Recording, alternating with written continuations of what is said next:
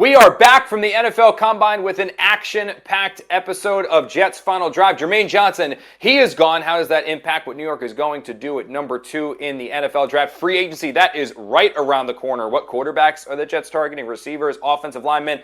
Also, can this team find a way to keep Breece Hall? They're trying everything they can to extend him. They'll tag him if they cannot. We're going to get to that and so much more in this episode of JFD, so don't go anywhere.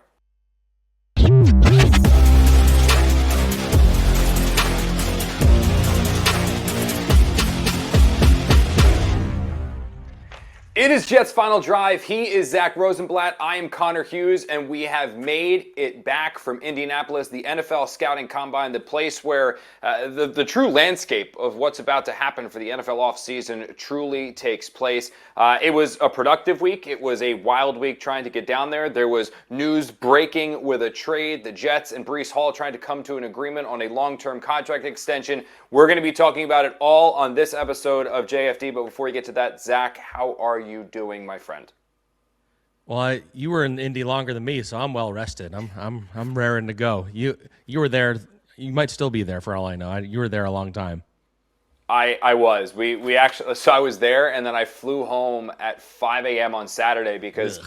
So, like, people who know me know that my wife and I have been together since I was in high school. Like, that's when we started dating. So her birthday's February 28th. So aside from the COVID year of 2020, I have literally missed her birthday every single year since 2016. Every single year I've missed her birthday. So the way that this combine schedule shaped out, and because the quarterbacks talked on Friday, I was like, wait a minute, I got to be there Friday, but I could definitely come home Saturday in time to actually have the entire day to celebrate her. So it was a lot of fun. I mean, that was a very early flight, and I don't advise anyone getting to an airport that early, but I survived it. And the birthday was fun, and it was worth coming home for.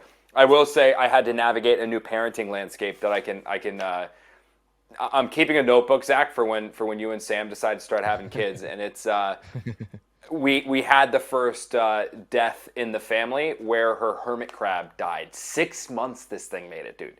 Like, we got it off the boardwalk in Wildwood. I thought it was going to be like a 1 or a 2 week thing. 6 months this crab was with us, but unfortunately, R.I.P. We lost Krabby late last night. R.I.P. Well, should we do a ceremony at the end of the pod for the salute? What is it, like when they fire off the guns? The salute for the military for Krabby.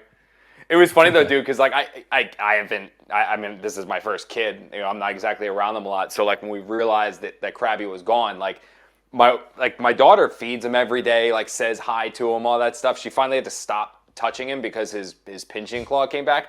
But I said to Bree, what are we supposed to do here? Like how do I tell her that do we just get rid of her? So I crowdsourced our group chat with some other reporters, and that was absolutely no help whatsoever. With Ryan Dunleavy saying just go buy another crab, and then Dan Duggan being like, I just tell my kids no matter what. So I don't do this often. I went to Google Parenting, and they said okay, just sit your kid down and explain.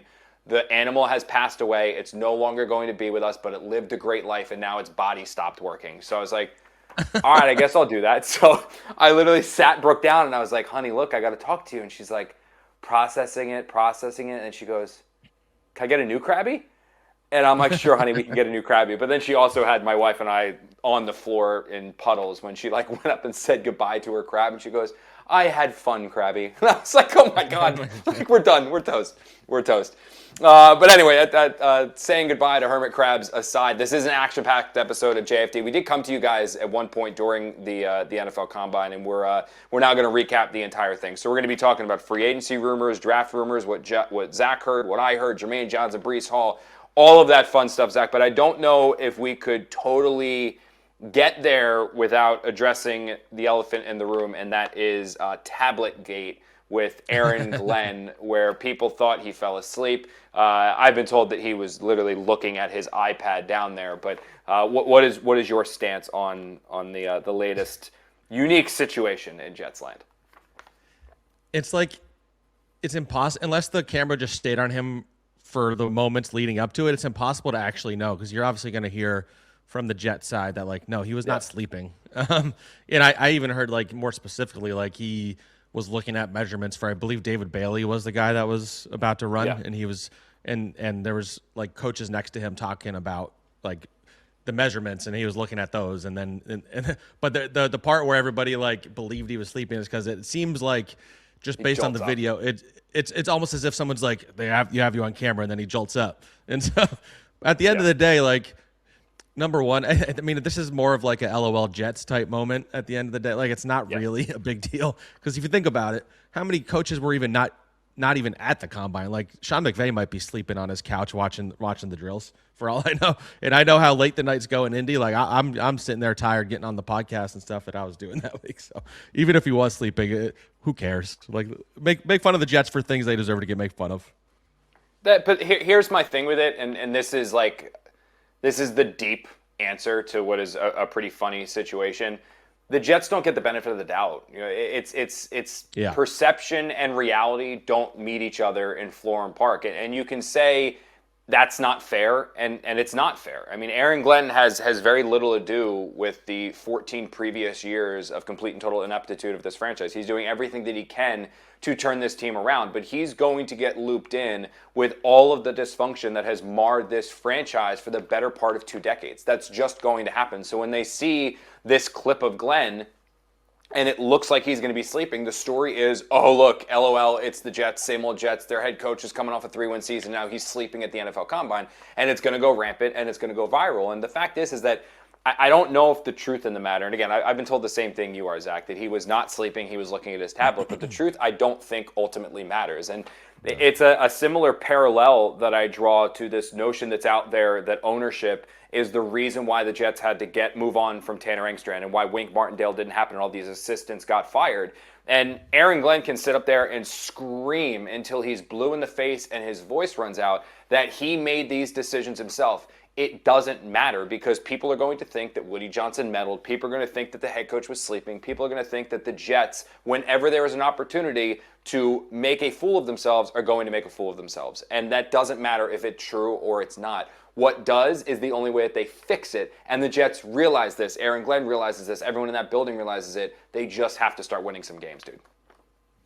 Yeah, and I mean, Aaron Glenn knows it too. He's alluded to this both publicly and privately that, like, you know, until the Jets start winning, like, they're going to get made fun of for everything. And he's a part of that. And, you know, you and I have both said this, like, we've been critical of him for sure. But I also think one thing he deserves credit for is he does have very thick skin. Like, he is not someone who seems to, like, really care what people are saying publicly about him. Like, there might be certain things that frustrate him or whatever. But I do think ultimately, like, the Ask Rich thing is the most famous one, that press conference. Like, he did that.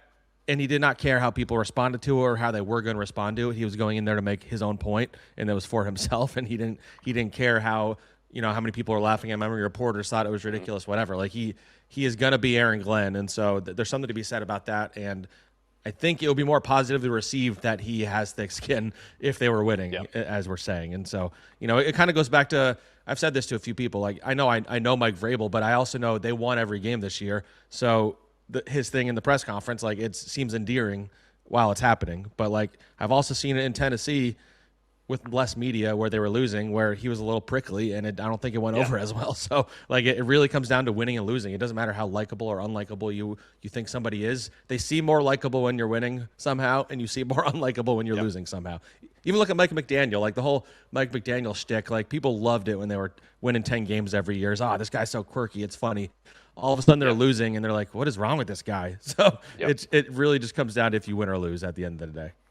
It really does. Let's get into some real Combine stuff. But before we get there, Zach, I don't know how much fans totally understand what the Combine is, because I saw something went viral on social media recently because there weren't a lot of media in attendance for the offensive linemen when they spoke towards the end of the week. There were more people there than what that picture indicated, but everyone's like, oh my God, reporters don't care about offensive line, reporters don't care about offensive line. Covering the Combines, it's not like a game. It's not like training camp. I mean, the reasoning why the vast majority of local media, you covering the Jets, me covering the Jets and Giants, are in this attendance, it's not necessarily to see the prospects work out. It's not always to talk to the prospects. If, for example, you know, the Jets say there were 3 or 4 legitimate quarterbacks in this year's class, and you knew the Jets were going to take one of them, you want to be there for when that quarterback speaks, just like we were there when Reese and Bailey spoke this weekend. But for the most part, it's about getting there to hear the coach speak at the podium. It's getting there to hear the general manager speak at the podium. And then it's sourcing and networking. Because the whole thing about the NFL is that during the week of the combine, the vast majority of coaches, the vast majority of executives, just about every single scout, front office personnel, the people that you work with every single day that you rely on to get information are in one area at one point of time and basically like a 1.5 mile radius. That's where everybody is. So it's the perfect opportunity to walk down the hallway of the JW Marriott and run into coaches that you've covered before, scouts that you haven't seen in a while. I ran into an executive that I had a great night with, like just cracking up, talking about golf 3 years ago and was like, oh my God, we caught up. And I was like, dude, see you again in 3 years. Like that's what this is. It's a huge sourcing opportunity. So it's how we go there for a week and then we come back with intel, and it's how we can kind of figure out what the landscape is, because everybody who is there that's going to dictate those things are there and talking to people. And luckily, the more people you know, the more intel you're able to get. But in the spirit of the non-football conversation here, Zach, what was your favorite non-football part of the NFL Combine this year before we get into the nitty-gritty, and we're going to start with the Jermaine Johnson trade?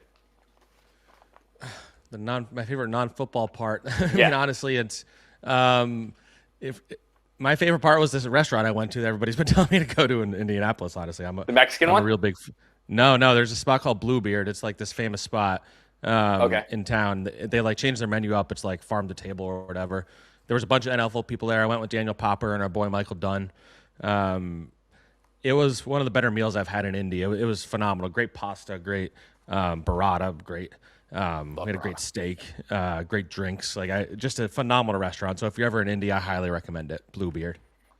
I am going to go very similar on the food route. The cliche thing that everyone's going to tell you to go in Indianapolis is St. Elmo's, Steakhouses, which is it's a fine steakhouse. It's fine, but like their claim to fame is this shrimp cocktail, which is just really like loaded with horseradish in the cocktail sauce. That's all the St. Elmo's thing is. So I actually avoided St. Elmo's this entire trip. I did not go into Kilroy's this entire trip. I did not once step foot in Prime this entire trip. Did go to Cafe Patachou, which is elite and top notch. I did have one lunch with an agent at Harry and Izzy's, which is like the sister restaurant of Prime, but I like Harry and Izzy's because they have fried green tomatoes. So that always slaps. The two best meals that I had there, dude, and the highlights of Indy is one, that Mexican place that you took me to the very first night that is kind of like off the beaten path a little bit. Elite. And then they just built, I'm not a huge steakhouse guy, but I met up with a coach for my final night at Dean's, the steakhouse and the JW. They just built it there. My last hurrah before I went home after my week in Indy, I met up with a coach there, and it was and is unbelievable. Like one of the best steaks I've had in a good long while. So, it's a little pricey at times, but it was 100% worth the trip. I mean, it was delicious. So if you guys are in Indianapolis for any reason, what was the Mexican place you took me to, Zach? What was the name of it?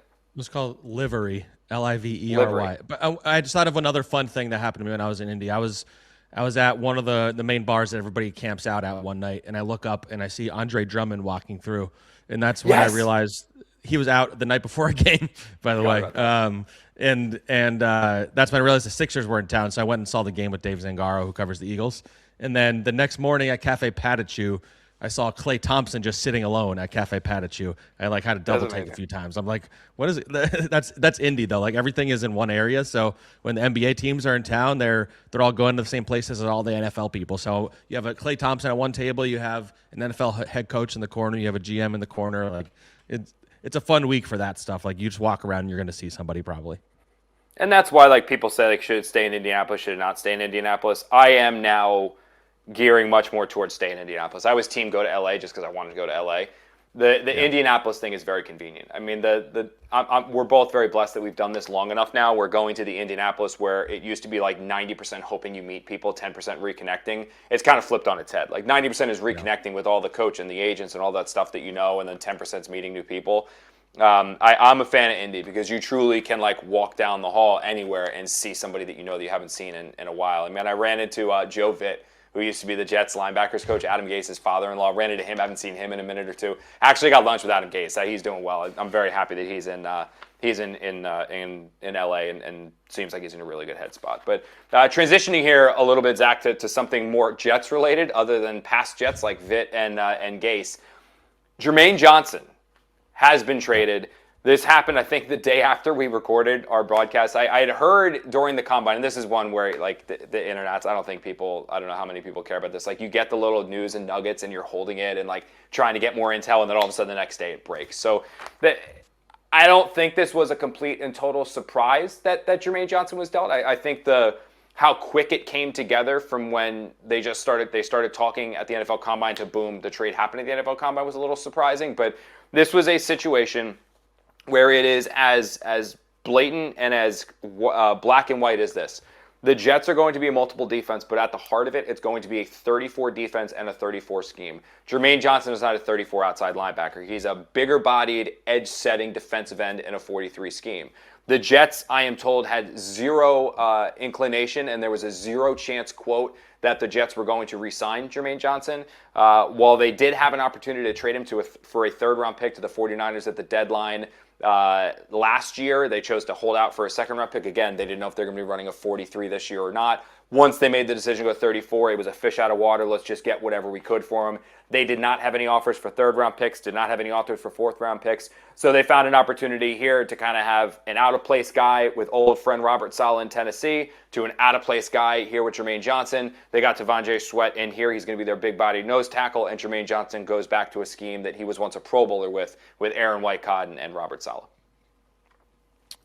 Yeah, and I think it's a trade that makes sense for both sides. Like you said, there wasn't really any interest in him outside of Tennessee, and that was always a destination that made sense. I think it's fair to retroactively maybe look back and be like, I think we even talked about this if you go back and look at our old podcast, like, are they going to regret not accepting a third-round pick for Jermaine Johnson? And I think there's an argument to be made that they maybe regret it a little bit. But at the end of the day, like you said, they didn't know they were going to be switching their schemes. They didn't even know they were going to be firing Steve Wilkes at the time.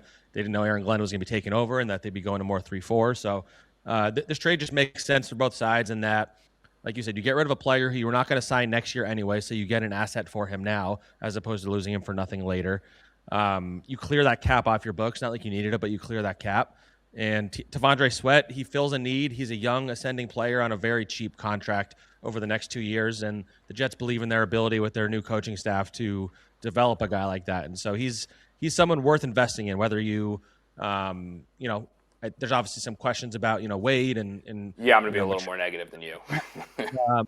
Well, I just think there's a ceiling there, and so if the Jets think they could get him to be where he needs to be and all that stuff, like, he played really well when he played last year. If you look at the 400 snaps he played, he was one of the best run stoppers in the NFL among defensive tackles. Like that is absolutely true, and so that's something worth going for. If you don't think Jermaine's a part of your future, I get it. I would have liked to get a draft pick in a trade for Jermaine as well, but I understand the logic here at least. Here's the only thing with T'Vondre Sweat, and when he's on the field, he's a dominant player. I mean, he is a big-bodied, nasty, true nose tackle that is not only going to be a space-eating run stuffer, but does have some ability to rush the passer. Like, he that is in him. He's not a one-trick pony. Like, he can do both. He's not a complete and total liability if he's out there when somebody drops back. The problem, and this is from talking to sources in Tennessee now, and then those that actually coached him previously. So the old Tennessee Titans staff. There's a reason that this team gave up on him in spite of the fact they're going from 34 to 43, because you could still have found a role for Sweat on their defense when he's got the 2 years of team control, is not overly expensive, can stop the run and still has some pass rush ability. And it's that weight is a major issue, because at times last year he ballooned close to 400 pounds, I was told.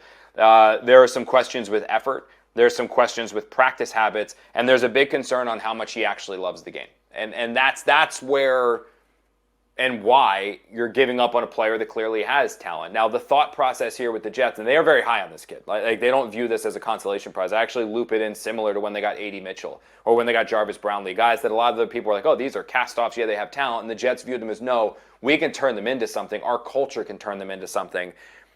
Aaron Glenn wanted this guy.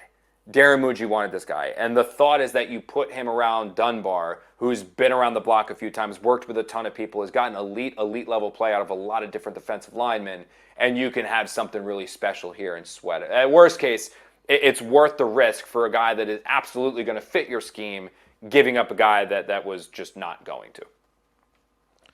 Yeah, and that's what it comes down to. And while edge rusher is an even bigger need now, this also makes you pretty solid at defensive tackle now because or defensive line, I should say, if they're going 3-4, because you have Jawan Briggs, who I think is an ascending player. You have Harrison Phillips, a solid run stopper, and then you have a pure nose tackle in DeFondre Sweat. You could probably still get a pure pass rusher out of that, like if you want to add one in the draft or something, but defensive tackle doesn't need to be a priority in free agency. Now you can focus on getting pass rushers, getting a safety, getting a linebacker, and like the other parts of the defense that are kind of holes. You want to take some fan questions before we move on to talking about free agency? Yeah, sure. All right, let's do that. I was about to tweet this out too, and then I totally lost my group chat. So Twitter does this weird thing where like it'll automatically lose your link, and that kind of stinks because I'm trying to do this. All right, so fan questions. I like this, by the way. I thought you were supposed to do fan questions, but apparently it's not back with me. This is Boomer said, or I'm sorry, this is JetFan1997 says that Boomer said, which I did see the clip on WFAN, that Ty Simpson had an impressive interview with the Jets. Hard, obviously, not to believe he's getting that from Florham Park because of Boomer's relationship with Frank Reich. I actually met Frank Reich, nice guy. Met him. They talked about walking in the hallway, literally just walking to the Starbucks and saw Frank Reich in the hallway and went up Frank Reich in the hallway and went up and introduced myself. Have you? And this is off of this one here. Have you improved your stance at all in thinking that Simpson would be a good pick for the Jets there with 16? I know I have a strong take on this one. I'm just curious if you are now more in the boat after some good things that we've heard from Simpson, both with his measurables and how he's interviewing with people compared to where he was. Maybe like, are you warming up to the idea of him being the pick at 16? No, I'm in the same place I was. I'm not surprised he interviewed well. He's a coach's son. Like, he is somebody who I think the personality was never a concern with him. The question, and this is a question around the league, like I've heard about a few different teams who like don't want to draft him in the first round at all because of his lack of experience. 15 starts does not portend to success in the NFL generally. I am highly intrigued by him as a project, whether it's 33, if you can get about 44, I think that's best case scenario. But I'm not using my 16th pick with him.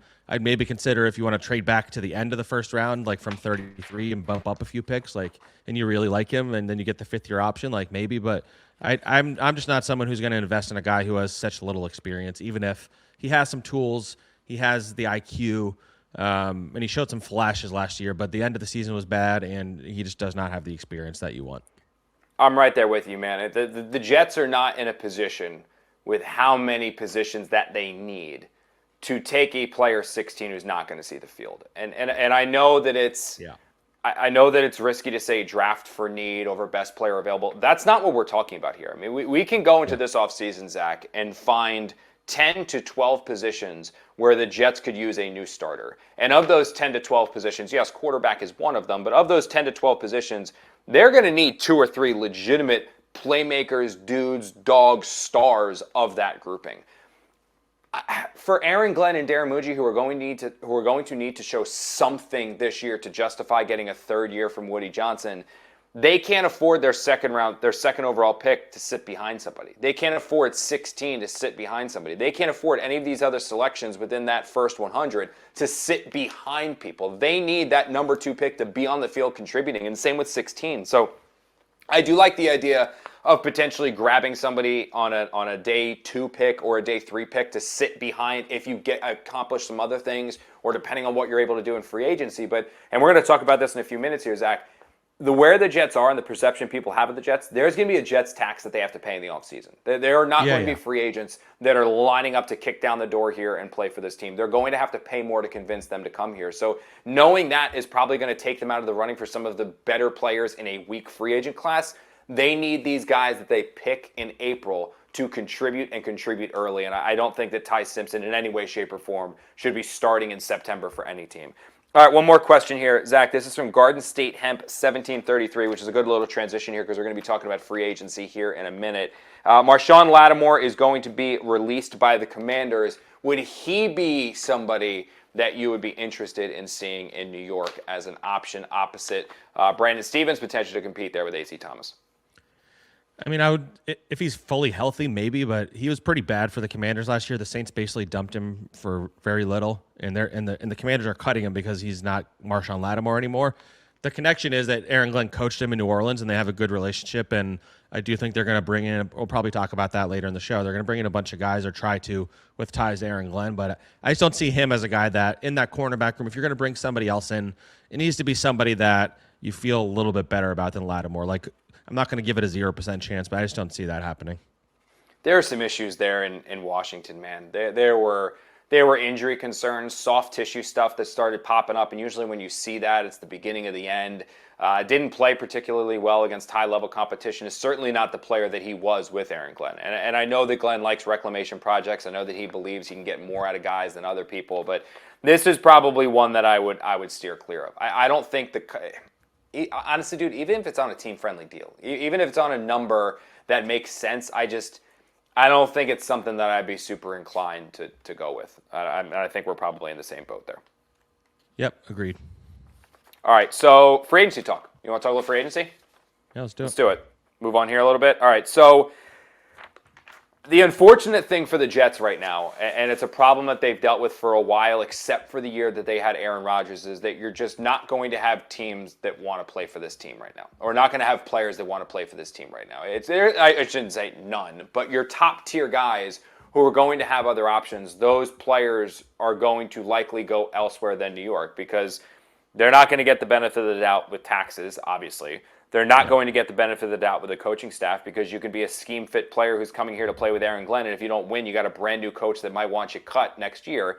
And also, there's no quarterback. I mean, the main things that draw a player to a specific destination is really that. It's scheme fit, stability, chance to win, and quarterback. And the Jets have none of those things, and they can't promise any of those things. So they're going to have to convince guys to come to New York based on their wallet. And from my understanding, Woody Johnson is willing to spend this offseason, and Woody Johnson is going to spend this offseason.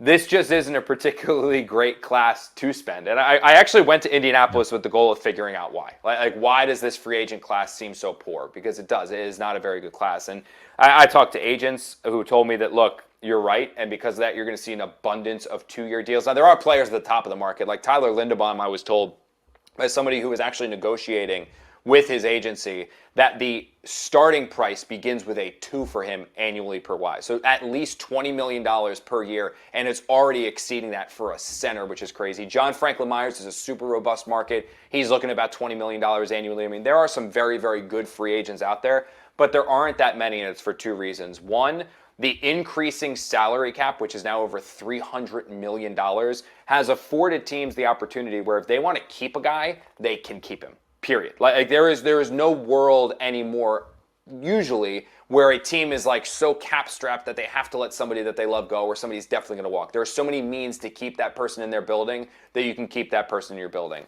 That's actually has general managers and coaches looking at the players that are available and saying, oh my God, not, oh my God, let's go get this guy, but wait a minute, why is this guy here? And 2, this is the 2022 draft class, which had some good players at the beginning. That was actually like the Sauce Garrett. But aside from the players that got extended, there really wasn't that great of a class. It wasn't. That's where you had Kayvon early, Evan Neal early. Like, there really weren't that many great players in the 2022 class, which is now this year's free agency, which is kind of the 2 big reasons why. Yeah, and look, I think Darren Muji thinks, and I think this is the right way to think, that you don't build your team through free agency. So I think every year Jets fans want the Jets to go after the top guy. You know, this year it's Alec Pierce at receiver. It's Tyler Linderbaum at center. In the past, it's been similar quick guys. On Pierce. Can I say something real quick on Pierce now that you said his name? Real quick? Sure. I heard he's $25 million a year. Is what it he's might be looking more at than that, actually. Yeah, that was minimum. Like, that was a minimum of $25 million a year. And that's kind of the point I was 20.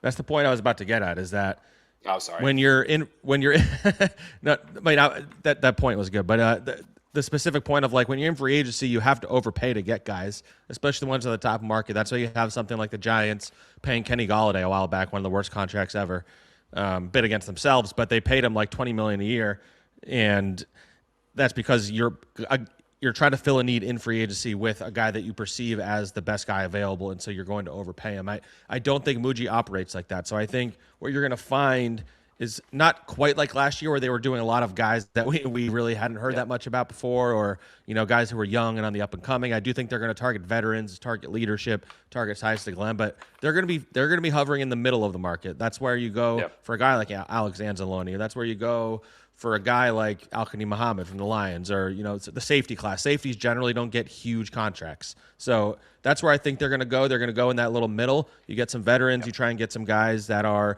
I think the best free agents are the ones that kind of like John Simpson from a few years ago, a guy that's like 27, some room to grow, but he hasn't shown quite enough to get a huge contract. Like that's the best place to shop in free agency, because then you get some value. So I think Darren Muji's smart. I think everything he does has some logic to it. You might not agree with some of the moves they've made, but there was logic to signing Justin Fields. There was logic to, banking on Brandon Stevens being better. There was logic to investing in Jamie and Sherwood now, like things like that. So I just think they're going to operate in terms of logic at all times. And so I wouldn't expect them to go for Tyler Linderbaum or Alec Pierce or the guys at the very top, but the middle tier is where they're going to live. I could see them try for Pierce because it makes sense, because he's young, he's good, he does something that Garrett Wilson doesn't. The problem is what we just said. Like, why would Pierce choose the Jets over somebody else when he's going to have an opportunity, if he even leaves Indianapolis? But there's going to be legitimate contending teams, whether it's the Bills or the Chiefs or teams that like have the star quarterback in place that want him, that have the stable coaching staff in place that want him. They're going to pay as much because of how the salary cap has increased, they're going to be able to pay as much as the Jets want, because they can always free up money to do other things with void years and stuff like that. So it's hard to truly outbid a team when you don't have some other variable that is drawing you to a destination.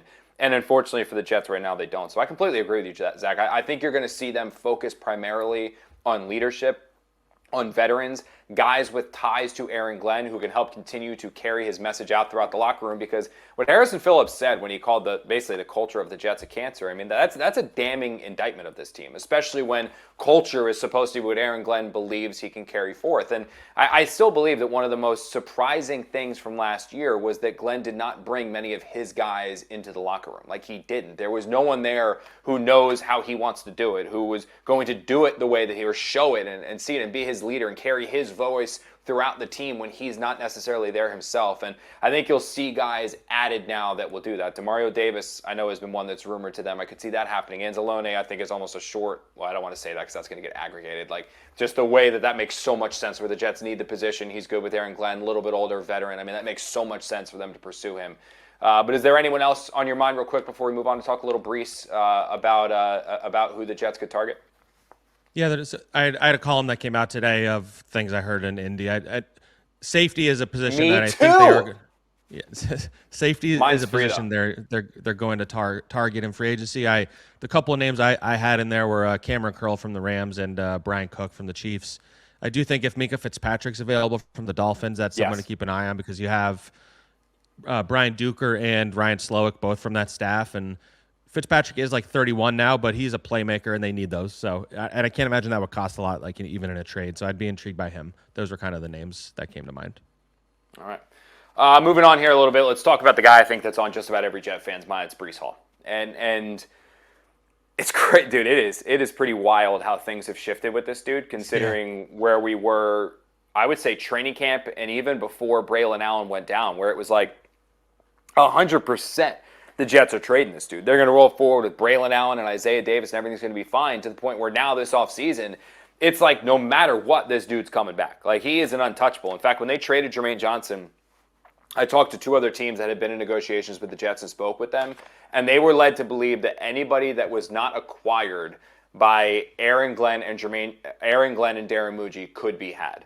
Like, they were available and they could be had. That doesn't mean it's a fire sale, it doesn't mean they're trading them. But as we saw with Sauce Gardner, everybody has a price, and they would be willing to listen to anyone on the roster, with the exception of Garrett Wilson, obviously. And the other one I was told was Breece Hall. So from my understanding, and this is the last that I heard, and the last time I checked in on this was literally yesterday, is that the Jets are actively negotiating with Breece Hall's representatives. They prefer a long-term contract extension, long-term in parentheses, about a 3-year deal. They prefer a contract extension over a transition tag.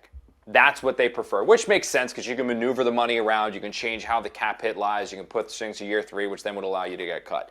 The thing that the two sides right now are negotiating with Nicole Lynn, which is Hall's representative, and then obviously Darren Muji and the Jets and their financial team, is the figure. That's the number, because the Jets have made it clear, Zach, that if they don't sign Hall, they're going to transition tag him. That immediately sets the per year value for any Hall contract at that transition tag, which is $11.4 million. Am I right? Is what the transition tag is? We were talking about this earlier today. That's where negotiating starts at $11.4 million per year. If you're Breece Hall, you want something at $14, $15 million a year at the franchise tag or a little bit higher. So you have to find that middle ground. And are the Jets trying to lowball them and play cheap, knowing that they kind of have control over Breece Hall, and odds are he's not going to want to play on any tag because of the risk of injury? Then if you're Hall, how much gamble do you want to take? It worked out for Saquon Barkley. Could it work out for you? Ultimately, though, I think most people around the league believe that something's going to get done here before the regular season to not have Hall playing on the tag. It doesn't mean it won't be tagged originally, but they'll eventually figure something out. Yeah, I mean, look, I think Breece would like to hit the open market, but the Jets are not going to give him the opportunity to do that. And so that's why, like you were saying, like I think the Jets are trying to get the number in between the transition and franchise tag, which would be around like 12 or 13 million, would make Breece one of the 5 or 6 highest paid running backs. You'd think they would want to take that, but this is a negotiation, and I think that the Hall side wants more in the franchise tag or more. Because they view him as, whatever, whether it's a Saquon or a little bit below that. I'm not saying I believe that, but I'm saying they enter negotiations saying, well, if we hit the market, we think teams are going to view him as the chance to bring in their next Saquon Barkley. And the Jets can be like, that's not going to happen. And they could be like, okay, we're going to tag you and we can figure this out later. And I think that's what's going to ultimately happen. I mean, by the time people listen to this pod, they might have already announced the tag or they might have already announced a new contract. My guess would be that it lands on the tag tomorrow. That does not mean they won't agree to a contract at a later date. That might even be before free agency, but it gives you more time to negotiate, as opposed to if you don't get this tag done by tomorrow and you hit free agency next week, then the Jets have no choice but to let him hit free agency, and they just cannot afford to do that if their goal is to bring him back. And so, we haven't heard from Breece outside of that interview he did with the New York Post where he kind of was like wishy-washy about what he wants, and he's kind of been wishy-washy about what he wants for the last year. But I think he'll be a Jet at the end of the day, and the contract will probably be structured in a way like they did it with Sauce Gardner and a little bit less, but with Garrett Wilson, to where they can sign him and still trade him without feeling like it's going to kill them cap-wise. And so that's that. I think Muji likes to operate from a point of strength, and that's why you saw that Sauce contract. Sauce is really focused on being the number 1 highest paid corner in average per year, which is a real misnomer and kind of not the way I would approach it, and that's why it made it very easy to trade him, because they didn't wind up really taking on much dead cap. Yeah. And so I think that's what Muji's probably trying to do, and I imagine the Nicole Lynn side is probably trying to get as much of the contract guaranteed as possible, and that's probably why there hasn't been an agreement yet. Yeah, I would say that Nicole is one of the best agents out there, and that sure. What made the Sauce Gardner trade maneuverable and so easy to get out of so early, that I dotting and T crossing that the Jets were able to kind of skirt on through and make it so that it was a very, very team friendly deal. That's not going to fly with Nicole. Like this contract, she is going to fight for her client, and she's had Breece for a while, and she's going to do everything she can to get what she wants. Now, I talked to a team that is in the running back market and making a strong push to dabble in the top end of the market, and they were the ones that told me, like, yeah, if Breece was available, we'd be all over it, but the problem is that Breece isn't available. Like, we all know that he's either getting tagged or extended. Like, that's not going to happen. The value of the contract that they were going to be willing to pursue Hall at was at about $12.5 million. That's where they were. So that's another team that's in the market for a running back. They're all over Kenneth Walker. They would have been on Hall if he was there. The number for them was 12.5. And what they actually told me was that they believed there are bugaboos in Hall's game. They said that he tends to run soft. There's the injury concerns. There's some worry. Well, what kind of running back is he going to look like after he gets paid? But they said that they believed he was a better player than Kenneth Walker. And they thought that he had more upside because of his home run ability. Walker is a little bit tougher of a runner, but that home run ability and Hall is a better receiver. They actually had him above that, but their number for him was 12.5. That's what they were looking at. So we'll see. We'll see what the Jets end up getting done here, or if Hall plays on the tag. But the one thing that somebody did tell me, because I posed this to him, again, he's been doing this for a very long time, and his team is pursuing a running back, is I said, I was like, if you're Breece, do you bank on yourself? Say the Jets say, look, $12.5 million is the best that we can do. We are not giving you a penny more than $12.5 million. Would you accept that, or would you hold it out and play on the tag, knowing that you play really well, and in 2027 you could get 14 or 15 or $16 million annually? Like, could you potentially get there? And he said, he goes, that risk is just not worth Hall taking. Like, again, he's not Hall's representative, but he's somebody that is in this market for running backs.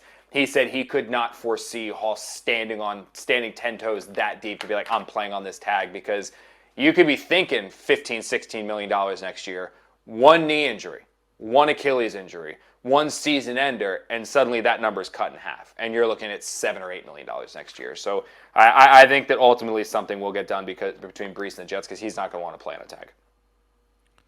Yeah, agree. I mean, ultimately, these things always come down to who has the leverage. And, as we stare at free agency in the face, like the Jets in theory have, or Breece Hall in theory does, but I think as you move on and he has the tag and he doesn't have the option of going anywhere else and he has to wonder if it's worth the risk of playing on the tag or not, then the Jets have the leverage. And then it becomes interesting to see how they structure the contract. Maybe Breece says, okay, if we're going to do this, I want a 2-year deal so I get to free agency quicker, but I also am getting 2 years of money, or I want a 3-year deal. I'm guessing the Jets would like a 3-year deal because that's better for the team. So I'm curious to see what the final contract looks like, the guarantees, the average per year. But at the end of the day, I do think, and the sense I get from talking to people is that there seems to be some level of confidence that the two sides will get something done. And my guess it would land around something like $12 million a year with pretty good guarantees.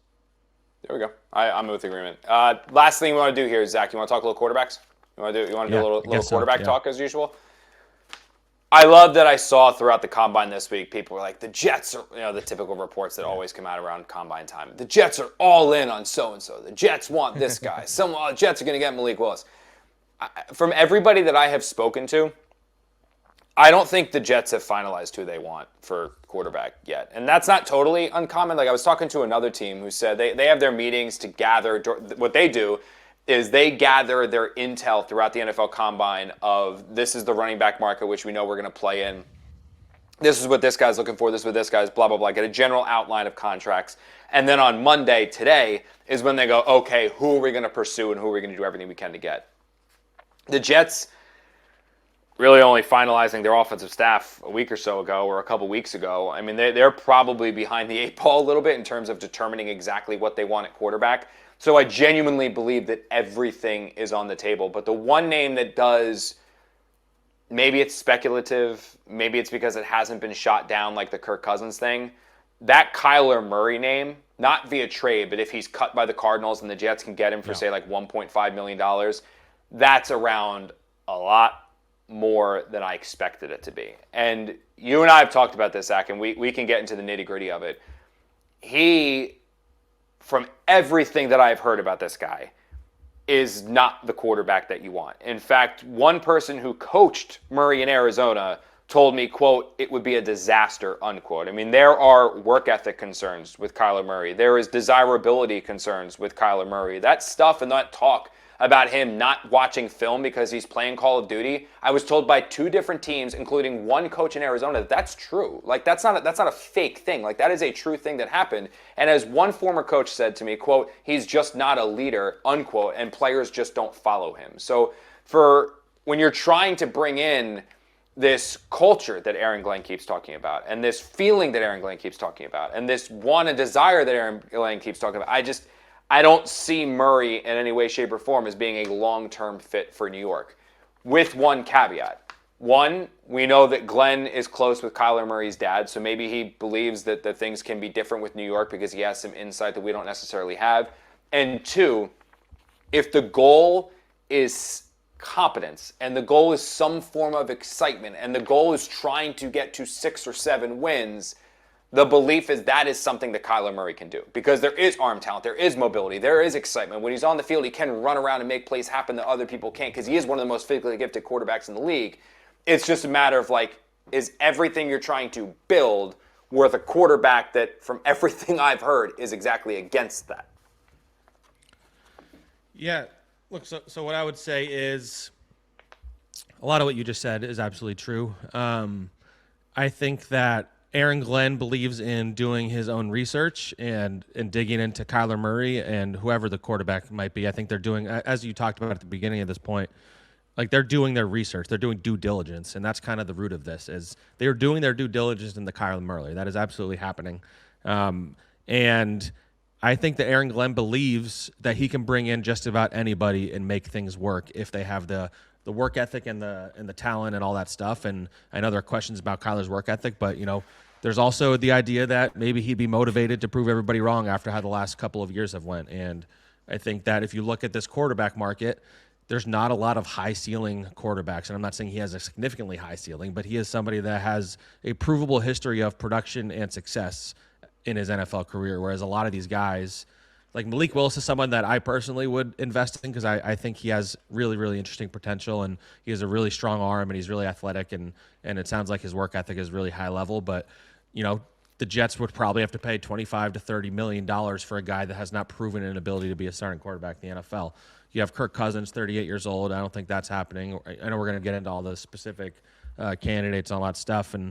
But if the goal for the Jets is to get the best possible quarterback, then there is a case to be made that it is Kyler Murray. And I'm not saying I believe he's the right option or anything like that, but I think these are the conversations the Jets are having right now. And not only do I think that, I know that those are the conversations they're having right now. And there's two sides of this. Like there's a lot of things you can point to, be like, it doesn't make any sense. Aaron Glenn has said he doesn't want a celebrity quarterback. Well, I think that was more like he doesn't want Aaron Rodgers than he doesn't want a Kyler Murray. Yeah. There's a lot of people saying, well, Frank Reich has a history of, the quarterbacks are 6'5" and they're pocket passers and things like that. Like, I think Frank Reich throughout his history has kind of just been working with what was handed to him. Like if you look at Indy, it was like 38-year-olds every year at the end of their career. When he gets to Carolina, Bryce Young was 6 feet tall. I know there was a lot of stuff about how he wanted C.J. Stroud or whatever. He kind of denied that in a story in The Athletic a couple weeks ago. I think they're all very open to just trying to get the best quarterback in there. And so let's say you get Kyler Murray, that doesn't restrict you from adding other quarterbacks too. And that's where somebody like an Andy Dalton, who has ties to Frank Reich and he's bigger and he knows the offense that he's trying to run, or whether it's whatever. There's a bunch of veteran quarterbacks they could add as another backup, and there's rookies in this class they can add that Frank can develop. I think Aaron Glenn wants to add the best possible quarterback at the end of the day. And he might believe that is Kyler Murray, and that's why my biggest takeaway coming out of the combine is not like, oh, Kyler Murray is the favorite. You should actually absolutely predict Kyler Murray. I came out of the combine thinking that he is a candidate for the job, whereas maybe I don't know that I went into the combine thinking that. And I think that's maybe what's being mistaken a little bit by like what you and I and others have reported. It's more that he is a possibility, so stop trying to rule him out as a possibility. Correct. And that's, I went to the combine fully expecting the opposite. When I went to Indianapolis, I wholeheartedly felt that I was going to have 10 different people telling me, absolutely not, this is not happening. And instead it was the opposite. And maybe this is strictly because the Jets have not finalized or had not finalized at the time what they wanted at quarterback, but he's not an option. And that's a surprise. He wouldn't be for me at all, but he's not an option. And you touched upon this quickly, Zach, and I do think this is what the Jets are going to do. And it's crazy because when the Giants did it a year ago, it was like, oh my God, this was so dumb. Why would they ever do this? And it actually worked out really reasonably well for them. Not really well, but worked out reasonably well for them. Was that they signed Russell Wilson, they signed Jameis Winston, and then they went and they drafted Jackson Dart as the developmental project. I don't think the Jets go the first round route with that option like the Giants did with Jackson Dart, but I absolutely could see them bringing in a Kyler Murray on a dirt cheap 1.5 veteran minimum deal because of how much money he's getting from the Cardinals, then adding somebody like an Andy Dalton or a proven veteran, even keeping Tyrod Taylor in the building, and then later on in the draft, taking your developmental project in someone like a Drew Allar. And then you go into the offseason and you go into this season with three legitimate options that you feel kind of okay with. Both the guy that's sort of like the maybe we can get something out of him in Kyler Murray, the person that you know what you have in Tyrod Taylor, and then your project player in the quarterback. And if it all fails, well, then guess what? You've got a ton of draft picks in 2027 and a much more talent-rich quarterback class to try to get somebody there. Were there other guys, though, Zach, that you thought about? I know that the trade market's going to be an interesting one because that's where Tanner McKee, who does, we were talking about what fits a Frank Reich quarterback. That's Tanner McKee. Yeah. So Tanner McKee could be there. We'll see if the Cardinals make Jacoby Brissett available, if they end up going the Jimmy Garoppolo route. But anyone out, Mac Jones, obviously another one over there in San Francisco. The problem, like you wrote this in your story, the problem is those guys aren't going to be cheap. The teams that have them realize the value that they bring, and they're going to, if you want them, you're going to have to pay.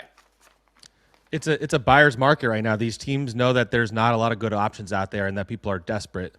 And so you have to really decide, are you willing to give up, the value I've heard for Tanner McKee is third round pick this year. Jets don't have that, or the idea of like a conditional third of some sort next year, where if he plays in a certain level, it bumps up to a second. Like, are you willing to pay that for a guy in the last year of his contract who has not proven anything? Yeah. I don't think that I would be personally. Like, the Bears have been going out of their way to say, well, Tyson Bagent, he's a starting quarterback, and we're getting a lot of calls on him. I think they're asking for a lot for Tyson Bagent, and how can you invest in that kind of player as like your quarterback unless you have some real reason to believe that he's going to be an absolute stud? Mac Jones at least is more provable. Like, you could defend trading for Mac Jones, but like, it's going to be expensive. Like, he's on a really small contract, like $3 million. The 49ers have made it clear they do not want to get rid of him. And so it's not going to just take a second-round pick. It's going to take a second-round pick and more to get Mac Jones, who we haven't seen really succeed outside of Kyle Shanahan's offense. And so, like, none of the options are ideal. That's why I think people are having a hard time predicting what the Jets are going to do, because there's all these different routes where, like, you could swing for a guy like that, and if it's really bad, then, you're going to be right back where you were next year, or you're going to be, a fired head coach. Or you have like middle of the road guys who are perfectly fine but are not going to lead you any wins, like a Jacoby Brissett, like a Kirk Cousins, who again I do not think is going to be a Jet. From both sides, I don't think they want that, and so there's not a lot out there to get really excited about right now in terms of who's actually available. And that's what Tanner McKee. If Tanner McKee only cost you, let's say, a conditional third that could turn into a fourth if he doesn't play enough or play well enough, I'd be down with that. But I'm not trading a second-round pick for Tanner McKee. I'm sorry. Like, I haven't seen anything to say that he should be that because he played really well in the preseason for the Eagles. Like, it feels like if the Eagles get a second-round pick for him, it's going to feel like when they traded A.J. Feely way back in the day for the second-round pick from the Dolphins, because right? AJ Feely came in for like 3 games at the end of a season when McNabb was hurt, and it was the Dolphins, and then they got a second-round pick out of him, and it was a disaster.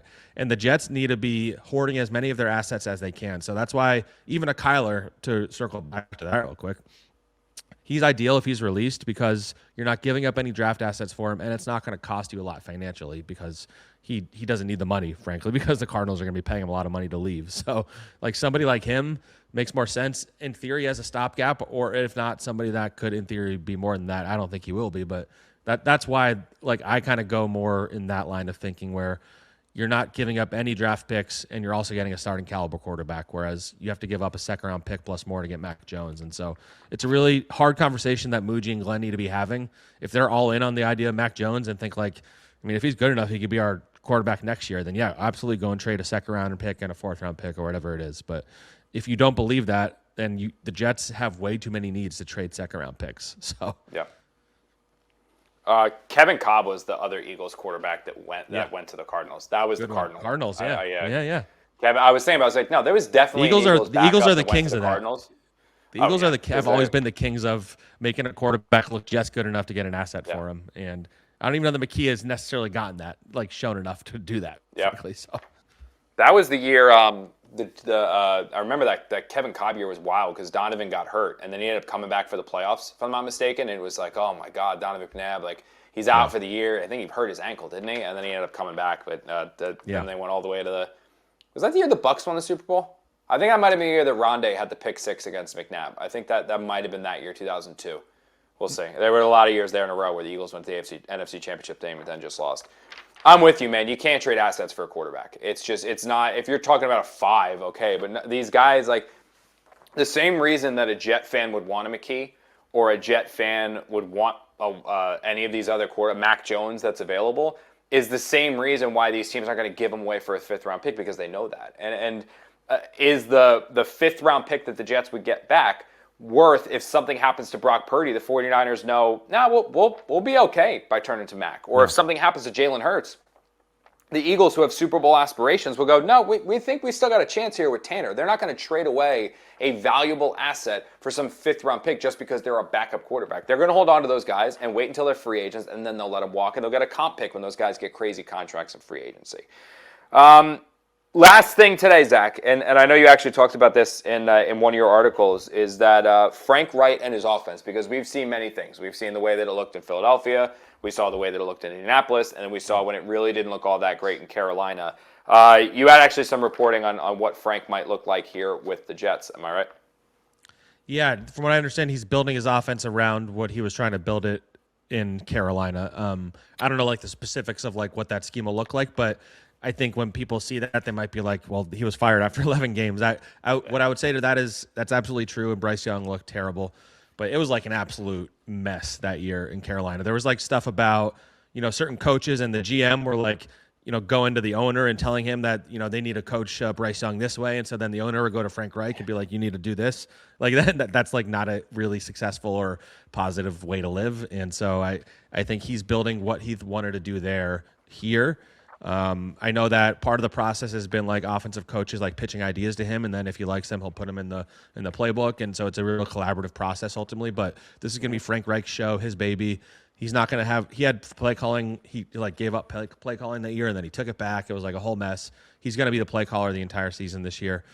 It's fair to be concerned hearing the words Panthers in 2021, but or 2023, sorry, but that's what they're doing, and I have heard positive things about Seth Ryan and his creativity, and talked to a couple Lions sources who were like they really did get a stud. Like he's somebody who helped Ben Johnson with like trick plays and things like that. So you hope that the combination of like a young coach and an older coach like Frank Reich, you meet somewhere in the middle and have a creative offense. Going into the NFL Combine, Zach, you thought that the Jets pick at number 2 was going to be who? Arvell Reese. And do you feel any differently leaving? I don't, but I would say like I don't think they'll pick this guy, but like he's really like flown up boards as Sonny Styles, the linebacker, also in that Ohio State defense. Like that dude. I think he's gonna be a Giants pick. Yeah. Yeah. If not, I mean, between Caleb Downs, Sonny Styles, and Arvell Reese, like just 3 freaks, like 3 like kind of positionless guys. All you can make an argument would, immediately be a star for the Jets defense. I think ultimately it'll still be Arvell Reese, but like I'm highly intrigued by all 3 of those guys, and it's gonna be one of those things we look back on and like it's insane that all 3 of these guys were on the same defense because all 3 of them are just freaks and studs. The only one that I'd steer away from is I don't know if I'd go the Downs route. I'm still like I love a safety when he's taking 10. Yeah. I love a safety when he's taking 12. You can't do it at 2, man. And I understand like that whole conversation that we've had about positional value and things like that. The reason why we're having that conversation regarding guys like Sonny and maybe not so much Sonny, but regarding guys like Jeremiah Love and Caleb Downs and stuff like that, is because there's no quarterbacks in this year's class. If there were 2 other quarterbacks worthy of a top 10 pick, they're going in the top 10, and that's pushing those guys down to more reasonable selections. Same if there was a no-doubt bona fide lockdown corner. That person's going to get drafted earlier. If there was a true stud wide receiver, that person's going to get drafted earlier. Cardinal Tate might be very good. Same with Lemon and any of these other guys that are in the draft, but like they're not considered a Jamar Chase prospect or a Malik Neighbors prospect or a Marvin Harrison prospect or any of the corners that have come out recently and gone super, super high. So that's why you see players like Downs and Love and Sonny being considered earlier possible selections. It's because there's no one necessarily to push them down to where their positions are more routinely selected. But this was a fun episode, dude. I appreciated you. Yeah. I'm glad you got home safe. I'm glad you had some fun. And we're doing this show every week, so I know we're going to talk next week, and we will have plenty more to discuss. Anything you want to add here before we... I would say we have to discuss as a podcast, but I would guess we're gonna have more than one pod next week because free agency is next week, and this is that is right. I keep forgetting, dude. I keep forgetting. It comes quicker than you realize. Yeah. So next Monday is when the negotiating window opens, and magically a bunch of guys are gonna sign with the new teams right when the window opens, and it's always amazing how they're able to negotiate a full contract in 30 seconds. But that's always Sorry, you go, Zach. My bad. No, I was going to say this. It's free agency is a lot of fun, other than the time I decided to take a weed gummy, go to bed at 9 p.m. and turn my phone on Do Not Disturb, and I wake up in the middle of the night to alerts that Tyrod Taylor and John Simpson and somebody else had signed, and the Jets fan just absolutely roasted me for like an entire week. And I will not be making them. My wife likes me to go to bed at the same time as her. I'll be sticking it out and trying to be an adult and stay up later. You're gonna stay up past 9 o'clock. I am. I know you get madder than anybody because you'll text me at 9:45 and my phone's already on Do Not Disturb, and in the morning you'd be like, oh, you POS, answer me. So my daughter stays up later than you. My daughter pretty much goes to bed 8:30, 9 o'clock, and then I put her to bed, And that's usually when, if I have to write, a story for SNY, or if I have some sourcing that I have to do, if I've got to get my ducks in a row because I'm working on something, I get my daughter to sleep, then I go in my office and I take care of it. Like I'll get a soda, I'll come up here, I'll take care of my work in my office, and especially when Bree goes to bed too. So like that's my like everyone's asleep. And usually when that starts happening, like when I'm working, things will pop in my brain, or like I'll even think about the show or a segment. I'll be like, oh, I got to hit up Zack. And I hit send on my text message. And then immediately I'm like, I'm not going to hear from this mother effer until tomorrow morning. I'm not going to get to sleep. So it is, dude. Free agency, for fans that don't know, like that, my wife even knows. Like she's a nurse, so she can schedule her own times. Those 3 days, the legal tampering period, she makes sure she's off every single week, because you're making phone calls, you're sending text messages, you're chasing tidbits, you're reacting to news that breaks. It is just such craziness, but it's also like some of the most fun. Like it's one of those it's when we thrive as Jets writers. This is our Super Bowl. The free agency week is that's how we live, This is our Super Bowl. So we will be back with you guys next week for the legal tampering period. Definitely a handful of shows are going to be coming your way, or a few shows, I should say, about what the Jets do, reacting to live moves. We'll have your complete and total coverage. So make sure that you stay tuned to The Athletic, where you can find Zack, SNY.TV, where you can find me, and here on YouTube, SNY's YouTube channel, where you can get every piece of SNY's digital content. The Mets and Yankees are back for spring training. The Knicks are in full swing trying to make a playoff push, and free agency is coming up for the Jets, and we are going to have you covered, so make sure you stay tuned there. As for Zack, or for Zack, I should say, I am Connor Hughes, and a huge thank you to our production team of Sam Candle, Corey Palmer, and executive producer Jeff Goldman. This has been Jets Final Drive. And yeah, Super Bowl next week with free agency. We'll see you guys then.